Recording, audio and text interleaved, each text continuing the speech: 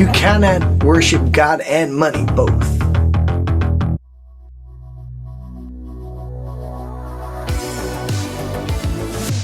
Matthew chapter 6, we continue the speech of speeches, the Beatitudes. Jesus continues with, the world is not a stage. Be especially careful when you're trying to be good also, so you don't make a performance out of it. It might be good theatre, but the God who made you, He's not applauding.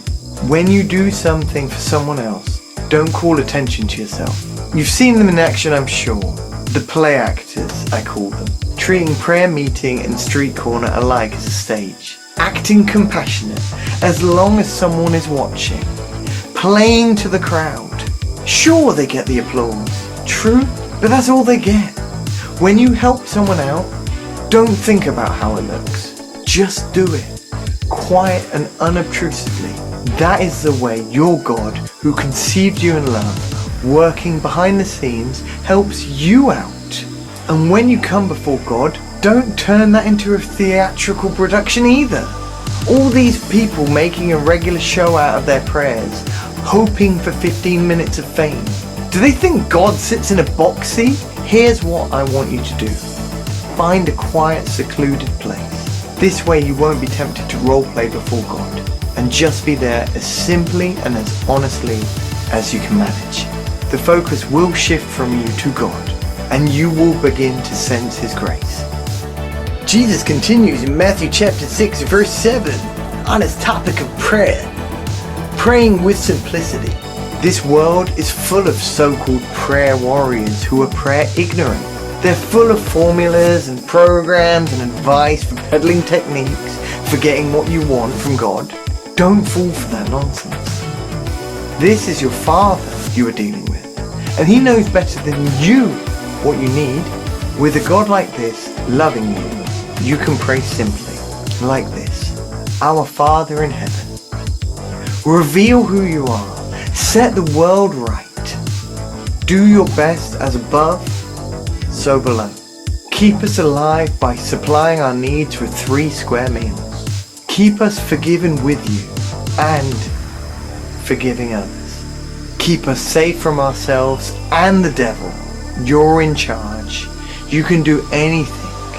You're ablaze in beauty. Yes, yes, yes. In prayer, there is a connection between what God does and what you do.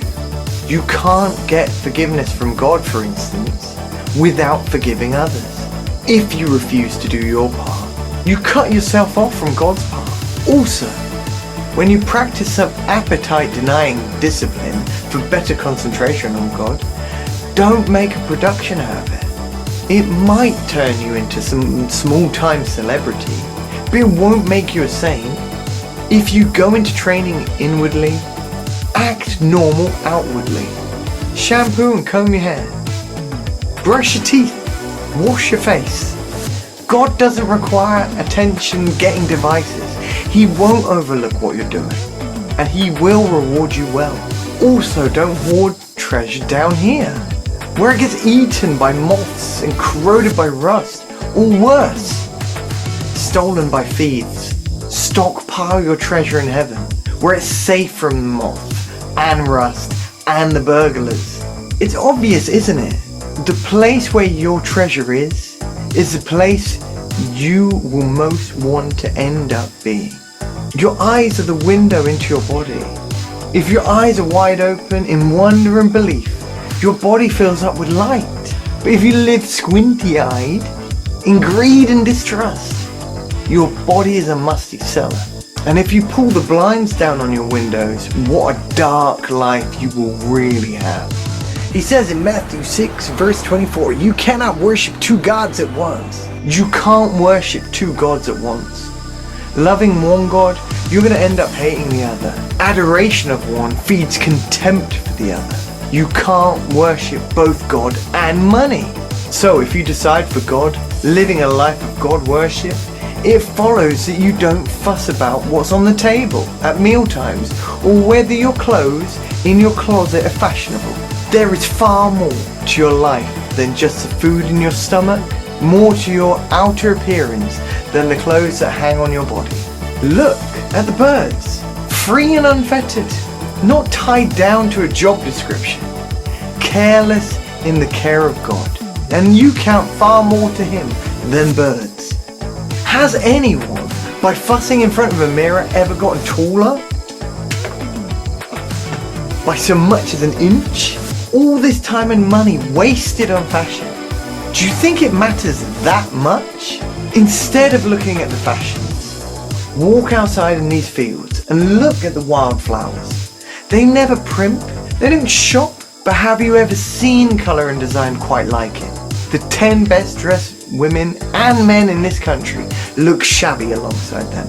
And if God gives such attention to the appearance of wildflowers, most of which are never even seen, don't you think he'll attend to you, take pride in you, do his best in you? What I'm trying to do here is get you to relax, to not be preoccupied with getting, so you can respond to God's giving. People who don't know God and the way he works fuss over these things, but you know both God and how he works. Steep your life in God reality, God initiative, God provisions, and don't worry. You won't be missing out. You'll find all your everyday human concerns will be met. Give your entire attention to what God is doing right now, and don't get worked up about what may or may not happen tomorrow either. God will help you deal with whatever hard things come up when the time comes. So, that is Matthew 6, and what do we learn? Jesus explains that good deeds are only righteous when we're sincere in our devotion to God, rather than seeking other people's approval.